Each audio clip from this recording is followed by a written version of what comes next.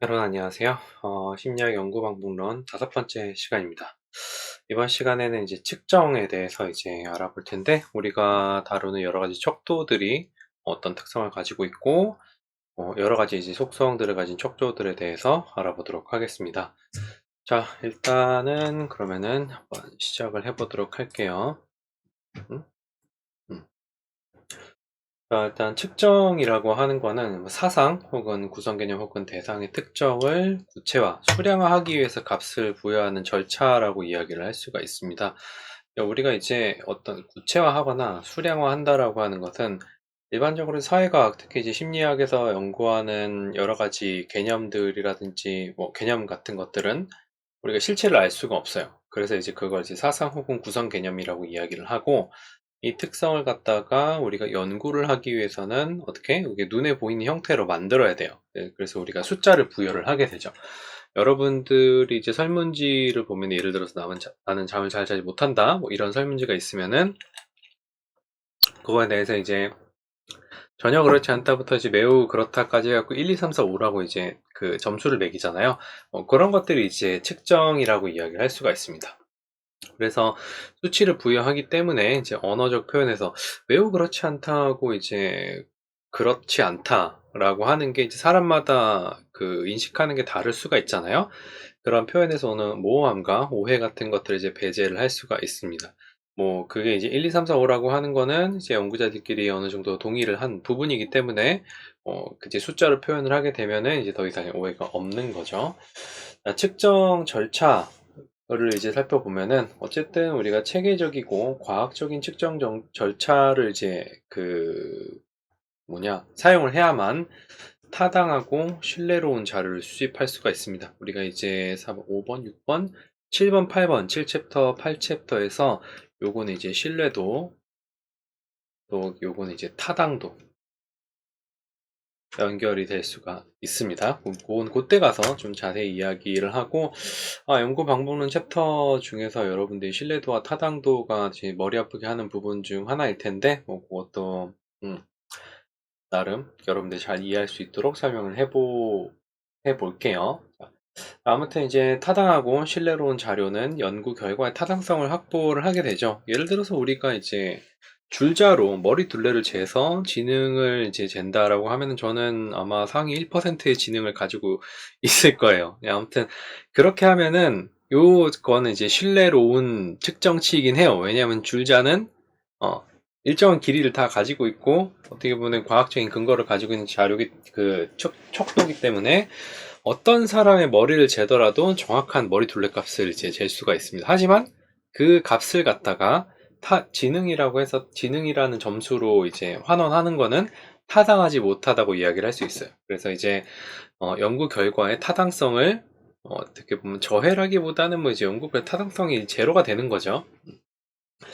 자, 아무튼 이제 측정 절차는 측정의 대상, 이제 무엇을 측정할 것인가, 연구 대상을 선정하는 것부터 시작이 되고, 측정 방법, 어떻게 측정할 것인가, 측정 단위가 존재하는 장비, 혹은 이제 질문이나 검사지 도구, 어떤 도구를 사용할 것인가를 이제 그, 그러니까 요건 이제 누구를 측정할 것인가, 누구, 그 다음에 이제 이것은 무엇으로, 그다음 수량화 방법, 어떻게 값을 부여할 것인가, 사상 혹은 값 행위를 점수를 부여하는 방법. 우리한테 굉장히 익숙한 방식은 리커트 척도라 그래서 1, 2, 3, 4, 5가 있긴 하지만 그 외에 이제 MMPI라든지 아니면은 뭐 또 뭐가 있지? 내가 여태까지 봤던 게 아무튼 다른 이제 척도들 보면은 이제 뭐 예 아니오로 응답하는 것도 있고, 그 다음에 이제 어떤 범위를 주고서 마이너스부터 이제 플러스까지 하는 것도 있고, 뭐 굉장히 다양한 방법으로 우리가 측정을 하게 됩니다. 그런 것들이 이제 연구 목적이라든지 우리가 알아내려고 하는 어떤 속성이 무엇이냐에 따라서 그런 측정 수량 방법들이 이제 다 달라지게 되는데, 뭐 지금 이제 앞으로 할 내용들 중에 대부분은 그냥 어떻게 보면 시험에 나오는 내용들이에요. 여러분들이 실제로 연구를 할 때는 뭐만 써요? 거의, 그 1, 2, 3, 4, 5 리커트 척도로 된 것만 사용을 하게 되죠. 자, 일단은 척도의 종류를 한번 볼게요. 제가 이걸 좀 가리니까 이 페이지만 저를 잠깐 숨기겠습니다. 척도의 동류는 이제 명명척도, 그러니까 첫 번째가 명명척도는 독립적인 대상을 구분하기 위한 척도예요. 뭐 갑자기 내가 사라지니까 조금 이상한데, 아무튼 부여하긴 척도고, 뭐 예를 들어서 이제 당신의 성별은 무엇입니까? 남성, 여성 이런 것들이 이제 명명척도에 들어가게 되는 거예요. 그건 이제 뭐 패스 이 정도로만 얘기하면 되고, 서열척도는 이제 상대적 서열을 부여하는 척도예요. 그러니까 1등, 2등, 3등, 4등 이런 식으로 이제 서열을 척도하는 그 서열을 부여하는 건데, 우리가 이제 많이 사용하는 리커트 척도 같은 경우에는 일반적으로 서열 척도로 분류가 됩니다. 서열 척도로 분류가 되는데, 근데 서열 척도로 분리는데 이걸 어떻게 그 점수화를 하는 거죠? 라고 이제 물어보는데, 5점 척도를 사용하거나 다른 척도 점수 같은 것들을 사용하기도 해요. 꼭 5점 척도가 이제 정해져 있는 거 아니고 5점 척도를 가장 많이 사용하는 거지, 3점 척도도 있고 4점 척도도 있고 7점 척도도 있고 이래요. 일단은 하나의 문항으로 구성된 설문지의 경우, 그러니까 우리가 이제 연구를 할 때 과연 하나의 문항으로 설문지가 구성이 되어 있느냐, 뭐 요거를 갖다가 그런 게 있느냐라고 물어볼 수도 있는데, 뭐 이런 문항을 사용하는 뭐 학문 분야도 있어요. 학문 분야도 있고, 우리가 일반적으로 논문 이것만 생각을 하게 되는데, 설문조사라든지 이런 데는 문항 하나짜리 리코트 척도로 이제 분류된 것들이 있습니다. 예를 들어서 이제 뭐 이런 것들, 만족도 같은 경우에는 이제 매우 만족한다, 매우 만족하지 않는다, 만족하지 않는다, 보통이다, 만족한다, 매우 만족한다, 뭐 이런 식으로 되어 있겠죠. 그래서 하나의 문항으로 사상 구성음에 대한 측정을 하는 건데, 요 경우에는 서열 척도에 해당이 되고 범주 변수로 분류가 돼요. 그러니까 문항이 이렇게 하나가 있을 때 전혀 아니다, 요 강경우에는 이 전혀 아닌 거랑 아닌 거랑의 어떤 이 A 간격, B 간격이 동일하지 않아요. 그래서 질적으로 다른 가치를 지니기 때문에 얘네들은 범주 변수로 분류가 돼요. 그래서 여러분들이 이제 문항 하나짜리를 갖다가 뭔가 통계를 낼 때는 뭘 해야 돼요? 빈도 분석을 해야 돼요. 빈도 분석을 하고 전혀 아니다라고 응답한 사람이 몇 명인지, 아니다라고 응답한 사람이 몇 명인지, 뭐 이런 식으로 분석을 해야 됩니다. 일반적으로 이제 리커트 척도를 사용하는 설문지가 여러 개의 문항으로 되어 있는 경우 굉장히 많아요. 사회과학에서는. 그래서 우리가 일반적으로 사용하는 거는 문항 하나짜리 리커트 척도가 아니라 여러 문항으로 구성된 설문지를 갖다가 이야기를 하는 거예요. 여러 개의 문항으로 사상, 구성개념 혹은 대상의 특성을 이제 측정을 하는 건데, 그러니까 예를 들어서 우리가 이제 어떤 뭐 우울이라든지 불안이라든지 심리적 특성 같은 것들을 하나의 문항으로 측정할 수 있냐라고 물어보면은 그렇지 않아요. 그러니까 예를 들어서 여러분의 어떤 심리적 특성 같은 것들이 다양하게 구성되어 있다라는 걸 예를 들어서 설명을 하게 되면은, 뭐라 그래야 되나? 뭐 일단은 기본적으로 여러분들의 특성이 항상 동일하고 하나로 구성되어 있냐라고 물어보면 아니에요. 여러분을 설명하기 위해선 굉장히 다양한 질문을 사용해가지고, 그런 질문들이 어떻게 종합된 게 이제 여러분들이라고 얘기할 수 있는 것처럼,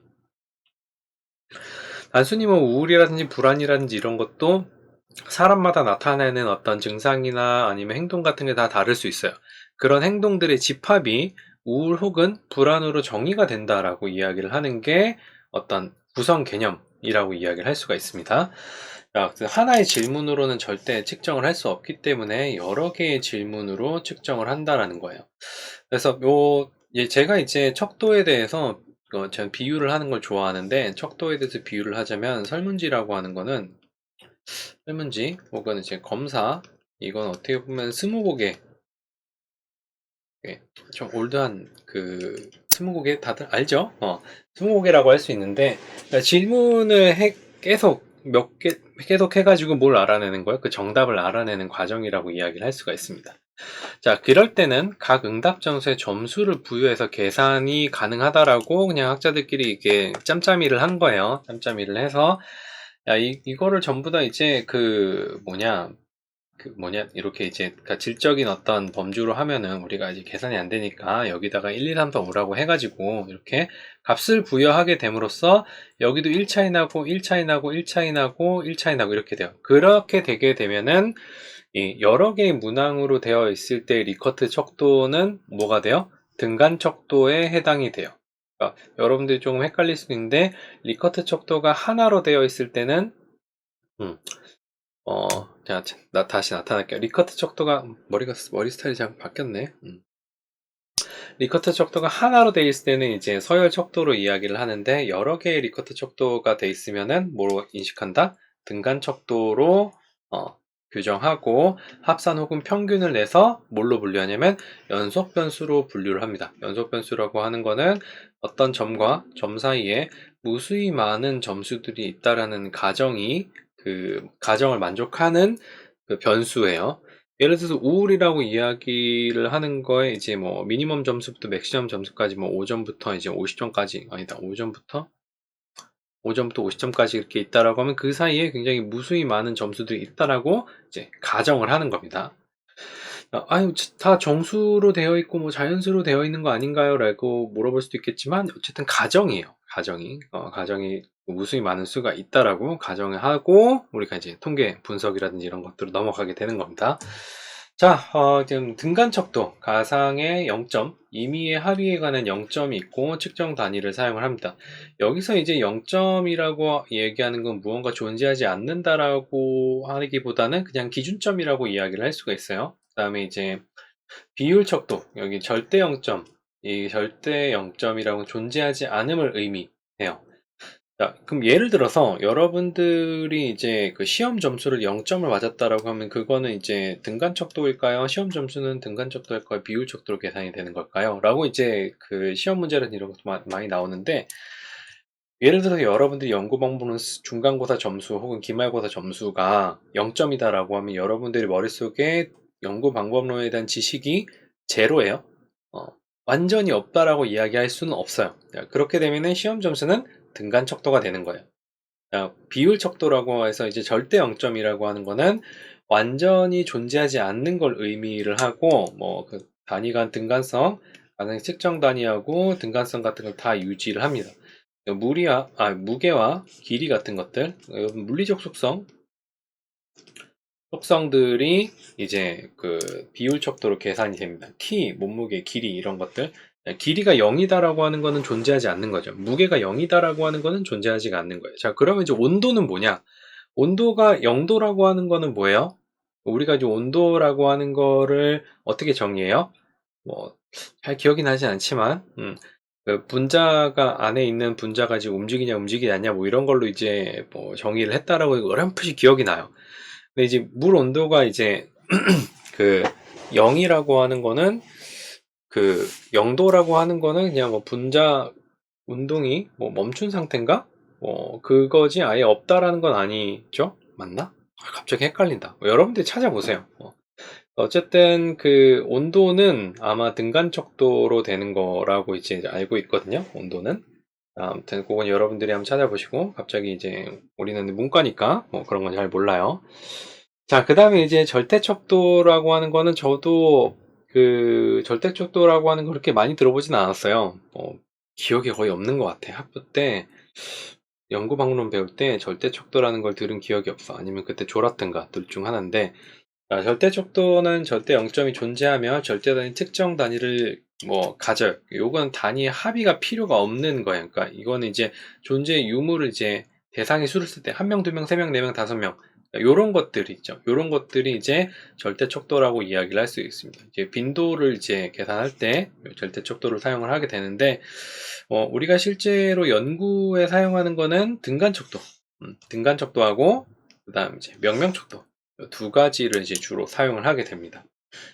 등간 척도가 여러 개 이제 모여가지고 뭘로 계산된다? 연속 변수로 분류를 하고, 명명 척도라고 하는 것은 이거는 이제 범주 변수로 분류를 하게 됩니다. 범주 변수하고 이제 뭐 연속 변수, 요거에 따라서 우리의 통계 분석 방법은 어딨지? 사회학 통계 그 뭐냐, 변수 뭐 요게 있는 것 같아요. 여러분들이 뭐 이제 궁금하면 그 부분 찾아보면 되고, 혹시 본 학생이 있으면은, 본 사람이 있으면 그게 기억이 나겠죠. 자, 그 다음에 척도 같은 것들이 이제 어떤 종류가 있는지 한번 알아볼게요. 덜스톤의 유사 동감법이라고 하는 건데, 일단은 이거는 뭐 지금은 사용되지 않는 거라고 보면 될 것 같아요. 정신분리학의 방법을 태도의 측정에 사용이 되는 거고, 그냥 요건 이런 게 있다 정도로만 알아두면 되고, 이 썰스톤이라는 분이 굉장히 대단한 분인데, 그냥 넘어가긴 하지만 어쨌든 교과서에 굉장히 많이 등장하시는 분이에요. 지금 이제 발달 심리학에서 이제 지능 검사 파트에 보면은 이분이 지능이라고 한 요소가 총 180개의 요소로 이제 구성이 되어 있고, 그 각 요소들은 서로 독립적이다라고 주장하신 분이고, 그리고 그 각각 요소에 해당하는 검사를 이제 다 만들진 못했는데, 엄청나게 많이 만들었는데, 어쨌든 추후에 이제 각각의 지능의 요소들이 서로 다 관련성이 있는 것이 밝혀지게 되면서 지금은 사용되지 않는 거예요. 어떻게 보면 다 사라진 것들을 이제 만든 분이라고 할 수 있는데, 어쨌든 이분이 이제 만든 게 되게 옛날이니까, 옛날이니까. 문항을 평정하는 사람이 문항의 동관성 같은 간격으로 구성되어 있음을 판단할 수 있어야 돼. 그러니까 보면은 다른 사람들의 반응을 평정하는 사람이 있고, 그 평정하는 사람들이 그 다른 사람들이 말한 거에 대해서 어떻게 등간격을 가지고 있다라는 것을 이제 평가를 하게 되는 거예요. 그래서 각 개인의 태도 점수, 심리 상태 연속성상에서 뭐 긍정, 중립, 뭐 부정에 대한 해석을 제공한다고 합니다. 일단은 뭐 한계가 되게 많아요. 어쨌든 비현실적인 가정에 기초한다. 뭐 혼이 평정자와 응답자에는 문항에 대한 인식이 다를 수가 있어요. 그러니까 이게 뭐냐면은 제가 여러분들한테 이런 지식이라든지 이런 것을 강의할 때 하고 여러분들이 그걸 받아들일 때랑 이해가 다를 수가 있겠죠. 뭐 그런 것처럼 혼입변인 같은 것들이 발생할 수가 있습니다. 음. 그래서 이제 그 유사동감법은 이제 거의 사용되지 않고, 일단은 그 동관성을 지닌 척도 구성이 이제 어렵고, 그리고 이제 많은 수의 평정자가 필요해요. 그러니까 하나의 어떤 응답을 갖다 평가를 하기 위해서 여러 사람이 필요하게 되면 그만큼 이 뭐지 노동력이라든지 이런 것들이 많이 소요가 되겠죠. 시간도 많이 필요하고 비용도 많이 필요하니까 처음에 이제 이런 게 있다 정도로만 알아두시면 될 것 같아요. 그 다음에 이제 리커트의 평정법. 요게 이제 가장 많이 사용되는 척도 구성이죠. 태도의 연속선상에서 개인의 위치를 파악을 합니다. 이제 연속선상이라고 하는 거는 왜 연속선상이라고 하냐면 미니멈 점수와 맥시멈 점수가 있고, 그 다음에 이제 이 사람이 문항들을 이제 10개를 늦게 응답했다고 하면은 이 점수를 지금 합산하거나 아니면은 뭐 이렇게 평균을 내 가지고 어디에 위치해 있다라고 이제 이야기를 하는 거예요. 이거 뭐라고 쓴 거야? 응답, 음, 응답에 대한 몇 개의 문항을 합하거나 평균을 계산해서 이제 분석을 하고, 높은 점수는 높은 성향을 의미를 해요. 예를 들어서 이제 우울 점수가 높다라고 하면은 그 사람의 우울의 어떤 특성이 높게 나타난다라고 이야기를 할 수가 있는 거고, 그 다음에 이제 역체점 문항 같은 것도 좀 고려를 해야 돼요. 여러분들이 이제 척도를 개발을 할 때, 혹은 척도를 설문지를 한번 본 적이 있을 거예요. 학부생들 같은 경우에는 대학원생들이 이제 막 에타에다가 막 이렇게 설문지, 저도 이제 그 에타를 사용해갖고 각 설문을 이제 하긴 하는데, 보면은 긍정적으로 물어보는 게 있고 부정적으로 물어보는 게 있어요. 뭐 그랬을 때는 이 해석의 방향이 동일하게 하기, 예를 들어서 1번 문항이 나는 어 나는 어 나는 가치 있는 사람이다 라고 돼 있고, 쭉 가다가 뭐 한 5번 문항쯤에 나는 그 가치 없는 사람이다. 이게 좀 되게 슬프다. 이런 식으로 이제 동일한 문항인데 그 문항을 이제 거꾸로 이제 해놓는 경우가 있거든요. 뭐 요거 이렇게 만든 이유는 불성실한 응답자를 걸러내기 위해서 하기도 해요. 예를 들어 가치 있는 사람이다라고 해서 매우 그렇다라고 했는데 가치 없는 사람이라도 매우 그렇다 하게 되면 이거는 서로 반대되는 거죠. 요런 것들이 이제 역체점 문항인데, 이 두 문항을 합산하거나 이제 대부분 이제 평균 낸다고 하지만 어쨌든 평균도 합산이라는 개념이 들어가죠. 합산을 하게 되려면은 어떻게 돼야 돼요? 이 문항의 응답의 방향이 동일해야 돼요. 얘는 이제 긍정적이지만 얘는 이제 부정적인 응답이 되기 때문에 얘를 어떻게 바꿔줘야 돼요? 1번, 예를 들어서 이제 가치 없는 사람이다라고 하는 것이 1번을 대답한 게 어떻게 보면은 요거랑 같이 매칭된 응답이죠. 그랬을 때 얘를 다시 어떻게 1의 가장 대척점에 있는 5로 바꿔주면서 같이 없는 사람이 아니라 같이 있는 사람이라고 하는 문항으로 변경되면서 방향이 이렇게 바뀌게 되죠. 그랬을 때 이제 영문항이 방향이 바뀌어서 채점이 되는 거예요.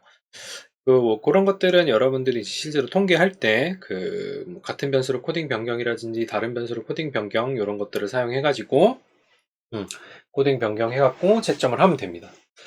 자, 그 다음에 이제 하나의 개념을 측정하는 척도의 문항들을 반드시 단일 차원으로 구성을 한다라고 이야기를 하는데, 그게 이제 무슨 얘기냐면, 어떤 개념을 측정하는 설문지 내부에 들어가는 문항들은 어떻게 비슷비슷한 문항으로 구성이 돼야 된다라는 거예요.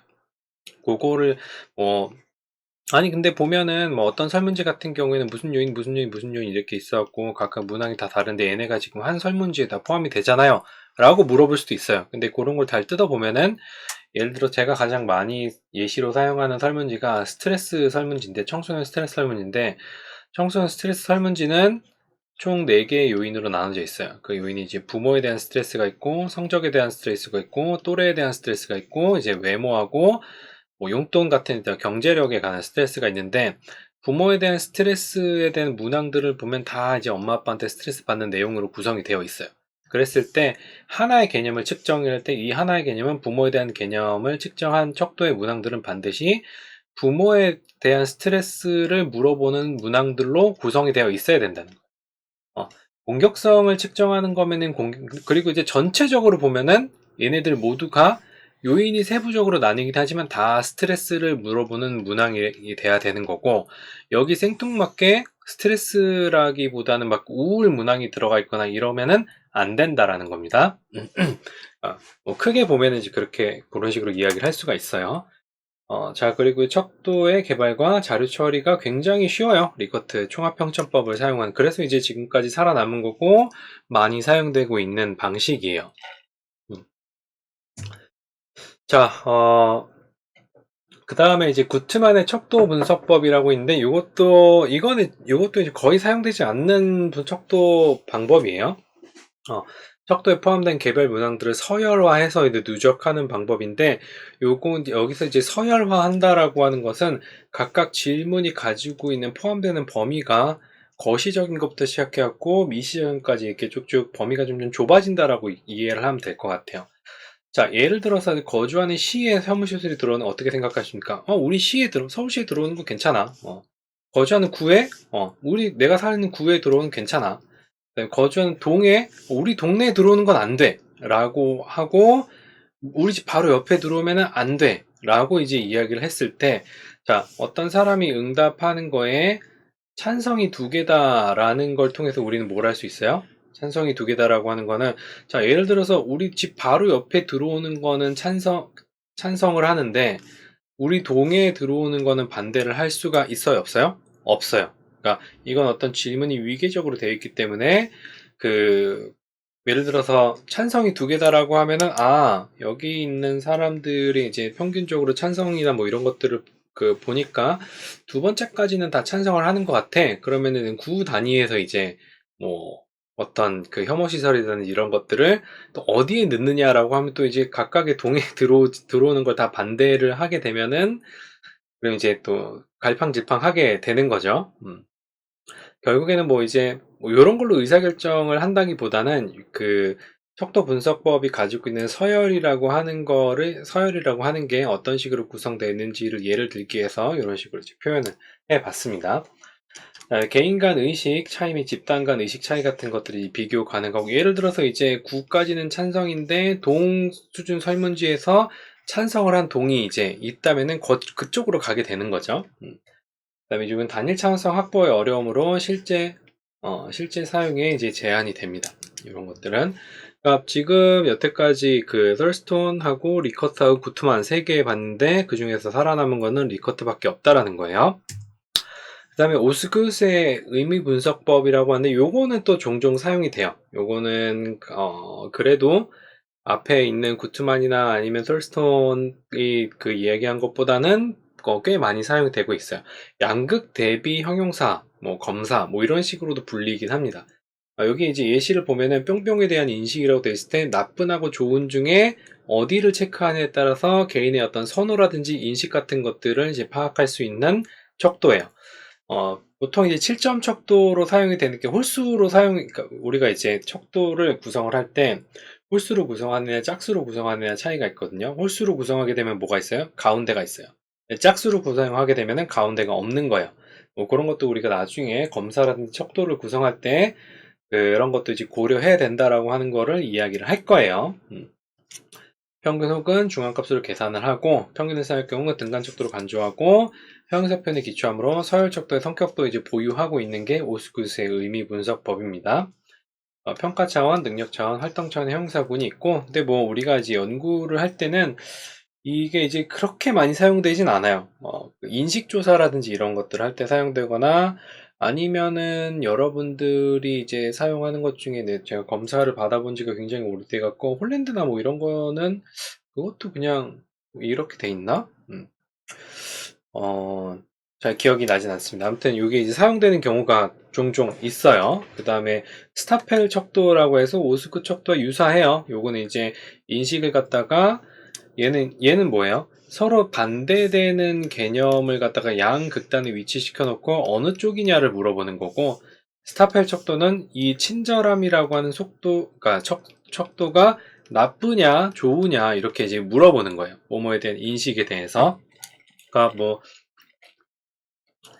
요거 같은 경우에는 기준이 되는 그 형용사가 가운데 있는 거고, 오스쿱 같은 경우에 형용사가 서로 반대되는 형용사가 양극단에 있다는 요 차이라고 보면 될 것 같아요. 네, 요거는 그 척도의 사용 편의성이 있긴 하지만 여러 주제에 걸쳐 갖고 사용하기는 굉장히 어려워요. 그래서 이제 특수한 경우에 선호조사라든지 의식조사 같은 경우에 아니면 이제 뭐 만족도 아니면 그 특정 개념에 대해서 이제 사람들이 어떤 인식을 가지고 있는지에 대해서 간단히 알아보기 위해 사용을 하는 게 오스쿠스의 의미 분석법으로 척도 그러니까 뭐지 데이터를 이제 모을 수도 있어요. 저는 여태까지 이거를 한 두 번인가? 그리고 이제 발달 같은 경우에는 이런 식으로 척도를 만들어 가지고 검사를 하는 게 한두 개 정도 있었던 것 같아요. 저는 사용해 본 적이 없지만 제 선배들이 뭐 사용하는 걸로 몇 번 본 것 같습니다.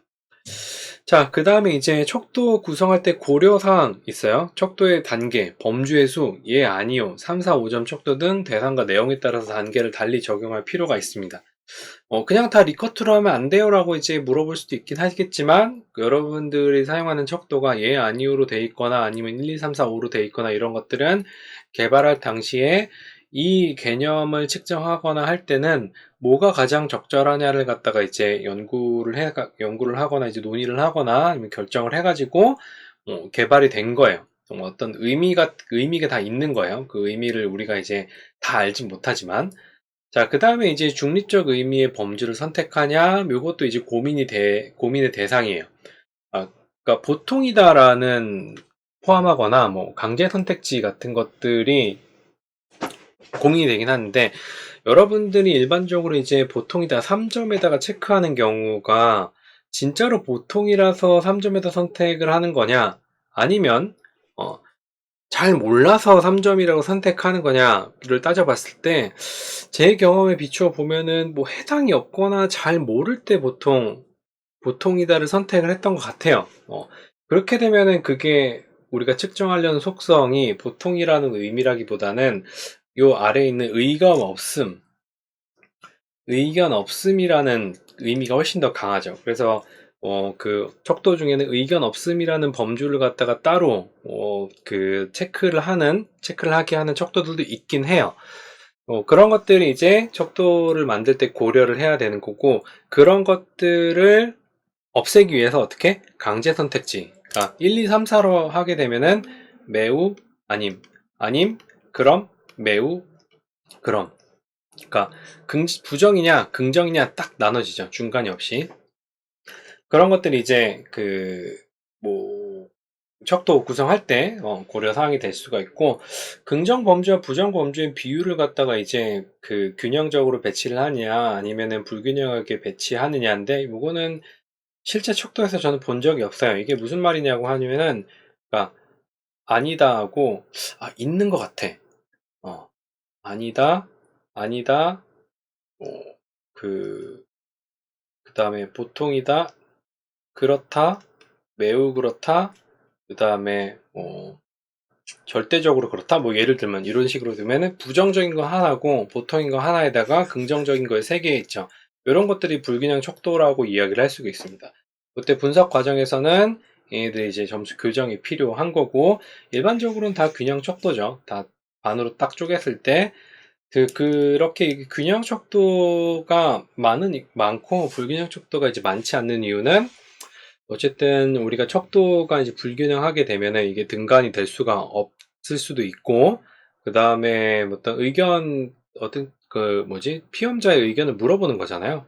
그랬을 때 어떻게 보면 좀 약간 편향적인 게 발생할 수도 있는데, 뭐 연구 목적에 따라서 균형 척도와 불균형 척도, 아까 불균형 척도를 사용할 수도 있는데, 어쨌든 다시 분석 과정에서 얘를 교정을 해야 돼요, 점수를. 그래서 불편해서 이제 안 쓰는 것 같기도 해요. 한 번 본 것 같아요, 한 번. 자, 그 다음에 역코딩 문제. 아까 얘기했던 것처럼 응답자의 편향 방지를 위해서 역코딩 문항 구성이 필요하지만 부정 문항의 포함으로 인해 예상치 못한 효과가 나올 수가 있어요. 그러니까 뭐 요거를 전에도 한번 얘기한 것 같긴 한데 여러분들이 그러니까 부정 문항 같은 경우에는 그 동양문화권 사람들 같은 경우에는 그 부정 문항에 대해서 응답이 조금 더 극단적인 쪽으로 간다라는 연구가 있거든요. 뭐 뭐 에이시안, 뭐 동양 비하가 아니라 그 연구가 어떻게 보면은 그러니까 부정적인 것에 조금 더 민감하다. 뭐 이런 식으로 이제 그 해석을 하면 될 것 같아요. 아무튼 그렇기 때문에 저는 개인적으로 이제 부정 문항이 들어가는 걸 좀 별로 좋아하진 않아요. 아, 이게 이제 그 문항이 많다 보면은 처음에는 이제 성실히 응답을 하는데 부정문항 같은 경우 이제 뒷부분에 조금 많이 들어가 있거든요. 그러니까 뒤에 가서 정신 차리라고 부정문항 같은 것들을 이제 넣어놓긴 하는데 요즘에는 이제 문항들이 굉장히 짧아지는 추세라서 굳이 이제 그 부정문항을 집어넣을 필요가 있나 싶기도 해요. 자, 그 다음에 이제 명시적 부정문항과 암묵적 부정문항이 있는데 명백한 반대의 의미를 가진 문항이 이제 착하다, 착하지 않다, 뭐 이런 식으로 서술하는 방식이 있고, 암묵적 부정 문항은 의미의 반대를 가지는 문항이에요. 착하다, 냉정한 게 착하다의 반대인가? 음, 어, 네 가지 없다가 어떻게 보면은 이제 반대가 될 수 있을 것 같긴 한데, 자, 뭐 그런 걸 이제 설문 문항에 쓰기는 조금 그렇고, 아무튼 그런 그 암묵적 부정 문항과 명시적 부정 문항 두 가지가 있습니다. 아무튼 요런 역코딩의 문제 같은 것도 이제 우리가 고려를 해봐야 되는데 근데 우리한테는 선택지가 없죠. 우리가 연구를 하려면은 만들어져 있는 설문지를 써야 되고 거기서 역코딩이 많으면 어쩔 수 없이 그걸 써야 되는 거죠.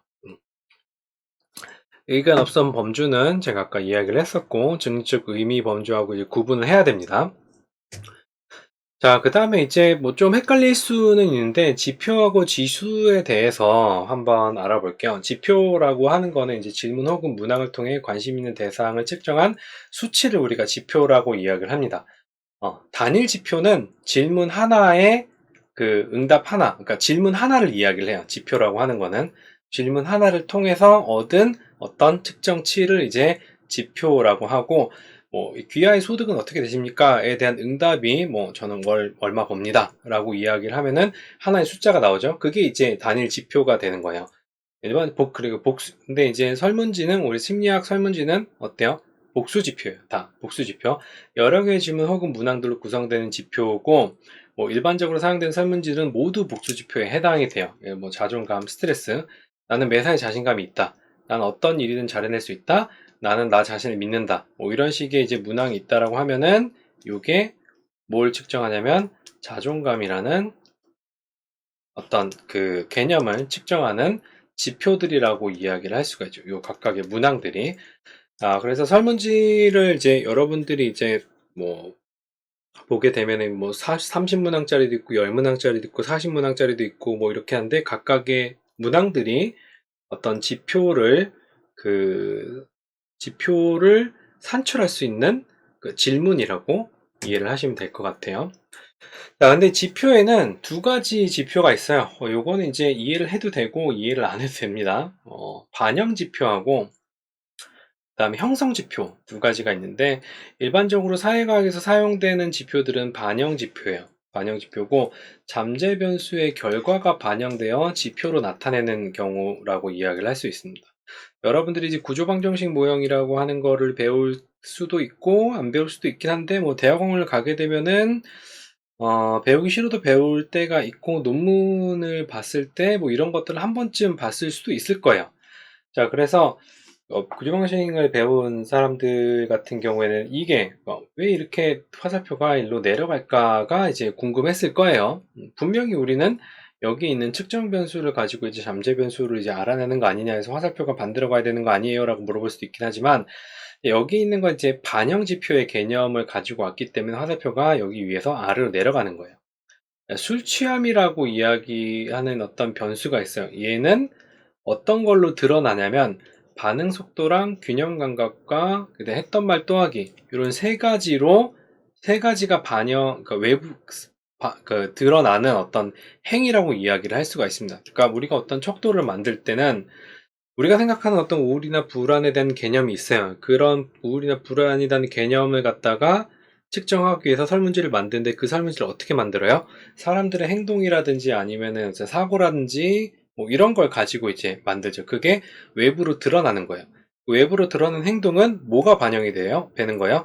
그 사람이 가지고 있는 여기 얘기하는 뭐 술 취함 혹은 우울이나 불안 같은 것들이 반영이 돼서 외부로 드러나는 행동으로 나타나기 때문에 화살표가 이 방향으로 가게 됩니다. 그러니까 측정 변수 쪽으로 가게 되는 거예요. 그래서 술 취하는 전도라는 잠재 변수를 반응 속도, 했던 말 또 하기 등의 지표로 측정할 경우 지표들은 술 취함의 결과로 나타내는 것이에요. 그러니까 얘가 술 취함 때문에 이런 행동들이 나타난다. 아까 우리가 이제 그 자존감이 높은 사람들은 매사에 자신감이 있고 어떤 일은 잘해낼 수 있고 나 자신을 믿는 것으로 드러나기 때문에 이 자존감이 반영돼서 이런 행동으로 나타난다라는 개념으로 이제 우리가 반영 지표라고 이야기를 합니다. 자, 반영 지표를 이제 변수화하는 거는 이런 지표 변수들이 원래 이제 요 부분이 이제 요인이 되는 거예요. 우리가 일반적으로 설문지 설명을 보면은 예를 들어서 어떤 척도들이 몇 개의 요인으로 되어 있고 각각의 요인들은 어떤 문항들로 되어 있다라고 설명을 한단 말이에요. 논문을 보게 되면은 그때 각각의 문항들은 지표가 되고 그 지표들이 모여서 하나의 요인이 되고 그 요인들이 모여갖고 또 하나의 잠재 변수가 되는 거예요. 우리가 실제로 통계를 분석을 할 때는 어떻게 해요? 뭐 이렇게 잠재 변수로 할 때는 이런 식으로 하고 얘를 갖다가 또 한 단계 더 업그레이드 하면은 이 10개의 문항들을 전부 다 합쳐가지고 1번부터 10번까지 평균을 내갖고 측정 변수화 시켜서 SPSS에서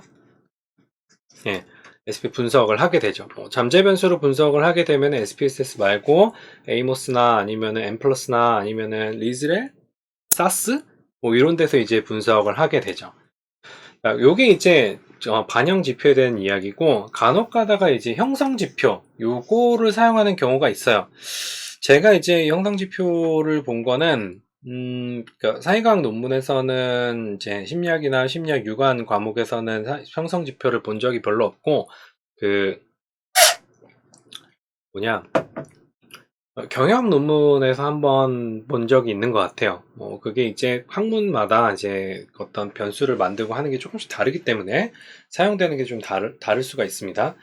자, 이 형성 지표는 소주 섭취량, 맥주 섭취량, 막걸리 섭취량이 다 합해서 술 취함을 만들어낸다. 이런 개념이에요. 그래서 측정 지표들은 소주, 맥주, 막걸리의 섭취량의 결과로 나타나는 거기 때문에 얘는 화살표가 이쪽, 술 취함 쪽으로 가게 되는 거죠. 우리가 이제 통계 분석에서 형성 지표를 사용하지 않는 여러 가지 이유들이 있는데 일단은 화살표가 이쪽 방향으로 가게 되면 통계 프로그램에서 지원하지 않아요. 모형 설정 오류 나고 식별이 문제가 나고 확인력 유무성이 사용이 안 되고 적합도 방법 분석이 이제 반영 지표랑 차이가 있고 뭐 다중 공선성의 문제 같은 것들이 있기 때문에 이런 어떤 지수 요를 이제 형성 지표 같은 경우 우리가 지수라고 이야기를 하거든요. 여러 가지 지표들을 합산해 가지고 만든 것들. 이 지수라고 하는 건 여러 지표들을 합성해서 측정된 개념이고 개별 지표의 지수판 목적에 따라서 목적의 명확성이 이제 전제돼야 됩니다. 보통 이제 지수는 비교 목적을 위해 백분율이나 백분율의 형태로 이제 표현이 되고, 뭐 적절하고, 여기서 이제 우리가 이 모형을 이야기했던 거는 구조방정식 모형이나 했던 것처럼 이렇게 이제 사용하진 않는다라는 거예요. 우리 일반적인 사회과학에서는 적절한 일관성 있는 기준점 같은 것들이 이제 중요하게 됩니다. 그러니까 예를 들어서 이제 지수라고 하는 거는 SES, 사회경제학 지위, 그 지수는 뭐 수입하고 어떤 어느 지역에서 사냐, 그 다음에 이게 여러 가지 우리가 어떤 사회경제적 지위를 나타내는 여러 가지 지표들이 있죠. 이 지표들을 합쳐서 사회경제적 지위라고 하는 개념으로 측정한다라고 했을 때는 이 사회경제적 지위가 지수가 되는 겁니다. 그 사회경제적 지위의 지표는 수입이라든지 뭐 사는 곳이라든지 뭐 아파트가 작아냐 아니면 집이 작아냐 아니면 뭐 이런 것들, 이런 여러 가지 그 요소들이 하나의 지수로 만들어지게 되는 거죠. 지표의 단순 합산 또는 개별 지표의 중요성에 따라서 가중치를 이제 부여를 하게 됩니다. 요거는 이제 어떤 지수를 만드냐에 따라서 조금씩 달라지게 돼요. 지수하고 척도랑 구분을 하는 거는 이제 지수는 경험적인 객관적인 지표라고 이야기를 할 수 있고, 척도는 대상의 특징 혹은 사상이라고 이야기를 할 수가 있습니다. 요거는 이런 게 있다 정도로만 알아두시면 되고, 여러분들이 이제 반영 지표하고 조형 지표, 형성 지표를 이제 보고 싶으면은 요 논문을 보면은 그 반영 지표하고 형성 지표에 대해서 여러분들이 좀 더 이해를 할 수 있을 거예요. 자, 그 다음에 이제 측정의 마지막 이야기를 할 때, 측정에는 언제나 오차가 존재한다라는 사실 여러분들이 알고 있어야 돼요. 물론 이제 통계 분석 방법에 따라서 오차가 존재하지만 오차를 무시하는 통계 분석도 있는데, 우리가 일반적으로 이제 SPSS 분석을 할 때 잠재 변수로 만드는 게 아니라, 예를 들어서 10개의 문항을 갖다가 1번부터 10번까지 다 평균을 내가지고 스트레스라고 네모로 표시되는 건 우리가 측정 변수라고 이야기를 하는데, 이 측정 변수는 오차가 없다고 가정을 해요. 그러니까 오차가 없다는 말은 이 설문지를 사용해서 어떤 개념을 측정했을 때 스트레스라고 하는 개념을 100% 설명한다라는 의미예요. 그래서 이제 요건 좀 여담이긴 하지만, 여러분들이 이제 구조방정식 모형이라는 것을 배우게 되는데, 구조방정식 모형은 이 측정의 오차를 고려해서 변수들 간의 관계를 파악하게 됩니다. 오차를 고려한 값과 오차를 고려하지 않고 100% 측정했다라고 했을 때 어떤 게 훨씬 더 연구자한테 유리한 결과를 가져다 줄 수 있을까요? 당연히 오차가 고려되지 않은 것이 우리한테 훨씬 더 유리하죠. 100% 했다고 하니까. 대신에 어떤 변수들의 관계를 훨씬 더 정확하게 추론하는 것은 뭐예요? 오차를 고려한 구조방정식 모형이 훨씬 더 이제 정확하게 추론할 수 있다는 거죠. 그냥 가볍게 얘기하면 그 정도 차이라고 이야기를 할 수가 있는데, 구조방정식 모형을 분석을 했을 때, 이게 이제 멋져 보이고 그런 것보다도 그런 의미를 이제 논문에 이제 기술하거나 하게 되면은, 좀 더 이제 그 당위성, 그 연구를 구조방식 모형으로 분석을 한 이유에 대한 당위성 같은 것들을 좀 더 부여할 수 있게 되는 거죠. 예를 들어서 이런 거예요. 기존 연구들은 전부 다 측정 변수로 연구가 돼서, 연구 변수들 간의 어떤 그 관계를 정확하게 파악하지 못한 경향성이 있기 때문에, 본 연구에서는 구조방식 모형을 사용해서 측정의 오차를 고려해서 보다 정확한 그 변수들의 관계를 파악하고자 한다. 요거 한 줄 이제 쓰면 이제 구조방식 모형의 어떤 당위성 같은 것들이 이제 들어가게 되는 거죠. 자, 일단은 이제 오차의 종류를 알아볼게요. 오차의 종류를 알아보면 이렇게 해석적 오차와 변산적 오차와 개인적 오차와 고정적 오차, 네 가지 오차가 있어요. 근데 이 오차들을 가만히 보면은 좀 중복되는 것들이 있습니다. 중복되는 것들이 있어서 그냥 요거는 연구자들이 개념적으로 분류해 놓은 거고, 실제로 이런 것들을 이제 다 일일이 고려하진 않아요. 여러분들 시험이라 그래야 되나? 아무튼 그 시험용으로 이제 나온 개념들이기 때문에 아니 이런 게 있다 정도를 알아두고 외우면 돼요. 좀 헷갈릴 수는 있어요. 그게 이제. 일단은 해석적 오차, 개인 점수가 적합하지 못한 집단과 비교될 때 발생하는 오차예요. 그러니까 요건 이제 우리가 검사를 만들게 되면은 표준화를 하게 돼요. 표준화를 하게 되는데, 뭐 지능검사 같은 경우에는 이제 각 연령별로 표준화 점수가 다 나눠져 있죠. 그랬을 때 이 표준화를 잘못해서 기준 집단이 잘못 설정이 되게 되면은 어떤 점수가 어떤 사람의 지능 점수가 어느 위치에 있다라고 하는 것에 대해서 잘못된 위치를 이야기를 해줄 수가 있는 거죠. 그런 것들이 해석적 오차고, 요건 이제 검사 표준화 과정에서 무언가 잘못 설정됐을 때 발생될 수 있는 오류라고 이야기를 할 수가 있습니다. 그래서 그런 게 있고, 변산적 오차가 어떻게 보면은 측정의 오차를 가장 많이 설명하는 거예요. 그러니까 해석적 오차 같은 경우는 굉장히 심각한 오차죠. 심각한 거죠. 걔는 어떻게 보면 검사 자체의 어떤 타당성이 위협받는 거라고 이야기할 수 있고, 변산적 오차는 우리가 가장 많이 경험하는 오차라고 이야기를 할 수 있어요. 검사와 관련된 외적 요인의 작용으로 측정의 결과에 영향을 주는 오차인데, 뭐 검사 환경, 검사자의 지시, 피검자의 상태, 검사 시기 이런 것들이 포함되는데, 이 뒤에 보면 이제 뭐 개인적 오차라든지 뭐 고정적 오차라든지 뭐 이런 것들이 이제 있어요. 그 다음에 뭐 검사 도구 자체 오차도 있고, 실시 과정, 뭐 피검자 오차 여러 가지가 있네요. 자, 그랬을 때 예를 들어 예전에 제가 학부 혹은 대학원생일 때만 해도 설문지, 혹은 이제 박사 과정일 때만 해도 그 설문지를 갖다가 옛날 분들은 다 프린트 해가지고 학생들한테 수업 시간에 나눠서 직접적으로 받아갖고 했었어요. 그러니까 그렇게 한 이유가 뭘 통제하는 거예요? 검사 환경을 통제를 하는 거예요. 그러니까 변산적 오차를 줄이기 위한 어떤 과정이라고 이야기를 할 수가 있겠죠. 뭐 그 귀찮게 그걸 일일이 종이도 아까운데 인쇄해가지고 막 그렇게 하나라고 이제 생각할 수도 있긴 하겠지만, 여러분들이 한 공간에서 검사를 하는 사람들이 동일한 공간에서 동일한 분위기에서 설문지에 응답하는 거하고, 핸드폰 이렇게 띡띡 보면서 밥 먹으면서 설문지 해야지 뭐 이렇게 이런 식으로 이제 하는 거하고는 다르다는 거죠. 다른 거기 때문에 그래서 이제 예전에 온라인으로 설문지 하는 게 뭐 이게 정확한 응답을 받을 수 있는 거냐라고 이제 이야기를 했지만, 요새 이제 원택트? 원택트 이전부터 온라인 설문은 더 활발하게 이용이 됐죠. 그래서 지금 더 활발하게 이용이 되고 있긴 한데, 편하니까. 비용의 절감이라든지, 그 다음에 이제 온라인 설문을 하게 되면은 상대적으로 더 많은 피험자들을 모을 수 있다는 기대를 가지고 있긴 하지만, 뭐 딱히 뭐 그렇게 큰 차이는 없는 것 같아요. 프린트로 하게 되면은 정확하게 이제 할 수 있긴 한데, 온라인으로 하게 되면 누가 했는지 안 했는지도 모르고, 뭐 그러니까 뭐 실제로 이제 더 많이 모을 수 있다라는 기대는 하긴 하지만, 실제로 많이 모으고 모으지 못하는 거는 연구하는 사람이 얼마나 열성적으로 업로드를 계속 하느냐에 따라서 이제 달라지는 것 같아요.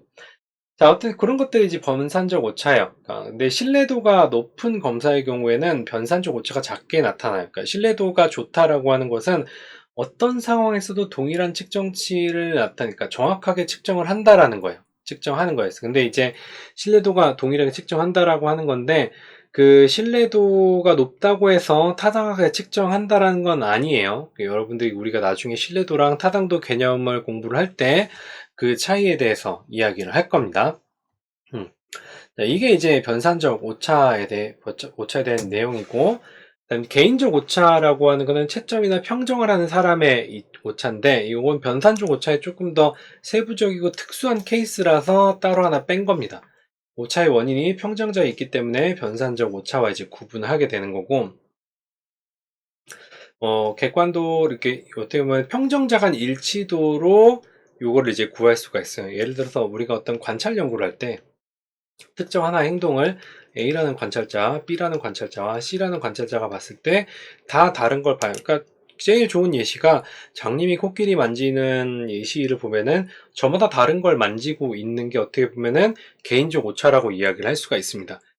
그랬을 때 이 모든 사람들이 동일하게 이제 대상을 바라본다라고 하면은 개인적 오차가 이제 없다고, 완전히 일치했다고 이야기할 수 있고, 바라보는 관점이 다 다를 경우에는 이 개인적 오차가 발생할 수가 있는 거죠.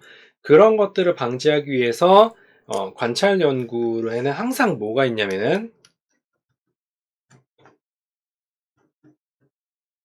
코딩 스킴이 있습니다. 그러니까 어떤 행동을 어떻게 평가할 것이라는 기준이라든지 기준 같은 것들이 마련되어 있어갖고 그 기준을 넘어섰을 때는 이렇게 코딩을 한다라고 하는 거를 다 지침이 있어요. 네, 그럼에도 불구하고 사람들 간의 어떤 관점의 차이가 있기 때문에 이 관찰 연구는 개인적 오차가 발생할 수가 있습니다. 그리고 그거를 이제 맞추는 작업 같은 것들이 여러 방식이 있습니다. 여러분들이 질적 연구라든지 관찰 연구를 하게 되면은 이런 개인적 오차를 줄이는 방법에 대해서 공부를 할 수가 있습니다. 고정적 오차. 요거는 인간 행동의 측정이 간접적인 형태. 어떻게 해요? 우리가 우울이나 불안 같은 것들을 직접 머리를 열고 볼 수가 없죠. 실제 머리를 연다고 해도 그걸 알 수가 없어요. 뭘로? 간접적인 형태로 측정이 되기 때문에 그러니까 뭘 하나를 거쳐서 측정을 하게 되죠. 거기서 오는 어떤 오차가 이제 고정적 오차라고 이야기를 할 수가 있습니다. 얘는 그냥 갖고 가는 거예요. 변하지도 않고 그냥 갖고 가는 거고, 만약에 측정 도구가 굉장히 잘 만들고 타당도가 높거나 하면은 이 고정적 오차는 굉장히 작아지겠죠. 그래서 이 타당도와 관련 있다고 이야기를 할 수가 있습니다. 고정적 오차는. 자, 그다음 검사 도구 자체의 오차. 검사 제작 과정에서 검사 도구 자체의 오차를 감소시킬 수가 있는 거고, 오차 근원에 대한 공통 요인들이 이제 검사 도구가 보면 그 불명확한 문항이 포함될 경우 오차배의 가능성이 굉장히 높아져요. 그러니까 예를 들어서 문항이 있을 때 나는 잠을 잠에 잘 들지 못한다 라고, 나는 자기 전 1시간 이상 뒤척인다. 이 두 가지 문항을 봤을 때 어떤 것들이 훨씬 명확한 문항일까요? 당연히 B가 더 명확한 문항이에요. 그러니까 나는 잠에 잘 들지 못한다라고 했을 때, 그럼 잠에 잘 들지 못하는 기준이 시간으로 봐야 되는 거야? 뭐 아니면은 뭘로 봐야 되는 거야? 이렇게 질문이 생길 수가 있겠죠. 개인마다 경험이 다 다르기 때문에 여러분들이 어떤 설문지를 봤을 때 이게 뭘 물어보는 문항인지에 대해서 명확하게 와닿지 않으면은 이게 이제 그 어떻게 오차 개입 가능성이 굉장히 높아지는 거예요. 이런 것들을 이제 확인하는 방법은, 여러분들이 이제 연구를 한다고 했을 때 설문지를 하나 선택을 했어요. 그랬을 때 내가 봤을 땐 괜찮아. 왜냐하면 나는 그 개념에 대해서 막 굉장히 오랫동안 고민을 했고, 그 다음에 경험도 굉장히 많기 때문에 이 문항이 뭘 물어보는지 알아요. 근데 우리는 설문지를 누구를 대상으로 실행해요? 그런 경험이 없는 사람들을 대상으로 실시를 하게 된단 말이에요.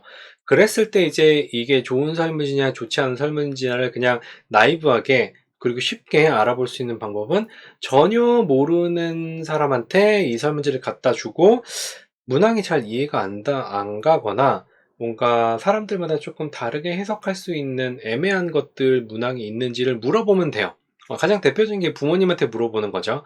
물론 이제 부모님의 심리학이나 뭐 교육학이나 이렇게 교수님이면은 그건 이제 표본이 적절하게 못한 경우고. 자, 아무튼 모르는 사람한테 물어봤을 때 이 문항이 만약 그런 문항들이 이제 많으면은 한번 의심을 해봐야 되는 거죠. 이건 검사 도구 자체에 오차가 높은가 높지 않은가에 대해서. 자, 그 다음에 이제 문항 곤란도가 높을 때 오차가 증가할 수 있습니다. 문항 나이가 높아 피검사 추측에 응답하는 경향이 이제 문항 곤란도라고 이야기를 하는데, 그러니까 요게 이제 그냥 심지어 검사뿐만 아니라 우리가 검사하고 측정을 얘기할 때 시험 같은 것도 측정에 해당이 돼요. 우리가 이 다음 챕터 검사에서 이야기를 할 건데, 이 문항 곤란도가 높으면은 오차가 증가할 수 있고, 검사 도구 자체 오차를 감소시키는 방법은 일단은 유사한 성질의 문항으로 구성을 하는 게 이제 좋고, 정밀한 동형 검사 같은 것들을 제작해야 되는데 뭐 그건 실질적으로 불가능해요. 그리고 이제 일단은 문항이 어떻게 돼요? 명확해야 돼요. 우리가 이 뒤에 검사 제작 절차에 대해서 이제 이야기를 할 텐데, 그때 문항을 어떻게 만들어야 되는지에 대해서도 이야기를 할 겁니다. 그러니까 애초에 잘 만들면 오차가 적어진다라는 거예요. 충분한 검사 시간 같은 것들 제공해야 되는데, 또 검사마다 시간 제한이 있는 타임 리밋이 있는 검사들도 있어요. 그러니까 모든 검사들의 시간을 충분히 제시해 줘야 되는 건 아니에요. 근데 어쨌든 검사나 아니면은 이제 설문지에 따라서 그 검사 시간이나 측정 시간 같은 것들을 충분히 제공해 주는 게 어떻게 보면은 피검자들이 시간에 쫓기지 않고 어떤 능력을 평가하는 거는 시간 제한이 있어야 되는데 어떤 심리적 특성을 평가한다라고 했을 때는 그거는 시간 제한이 있으면 안 되겠죠. 여기서 이야기하는 거는 어떤 그런 심리적 특성을 측정하는 설문지에 대한 이야기니까 검사 시간을 이제 충분히 제공해야 되고 뭐 객관식 문항 같은 것들 사용하고 자동 채점 방식을 사용하게 되면은 평정자들이 이제 범할 수 있는 오차 같은 것들도 줄일 수가 있겠죠. 자, 검사 실시 과정에 대한 오차 같은 것들을 살펴보면은 이제 검사 지시에 대한 착오, 답안 기재 오류, 검사 시간 착오 등 검사 실시 중 방해 상황 같은 것들이 발생하게 되면은 실시 과정상에 이제 오차가 발생할 수가 있습니다. 그래서 이제 여긴 검사뿐만 아니라 여러분들이 실험 같은 것들 할 때, 실험 연구를 할 때 중요한 게 뭐냐면은 피험자들한테, 연구에 참여한 사람들한테 절차를 굉장히 명확하고 동일하게 알려줘야 돼요. 그러니까 누구한테는 친절하게 알려주고 누구한테는 막 불친절하게 알려주고 하게 되면은 측정되는 검사 결과가 사람마다 달라질 수가 있습니다. 그래서 이제 성인들 같은 경우에는 제가 이제 성인들 연구할 때는 그냥 컴퓨터에다가 이제 연구 절차를 갖다가 제가 직접 얘기 안 해요. 제가 직접 안 하고 앉으세요. 자, 앞에 메뉴를 읽어보시고요.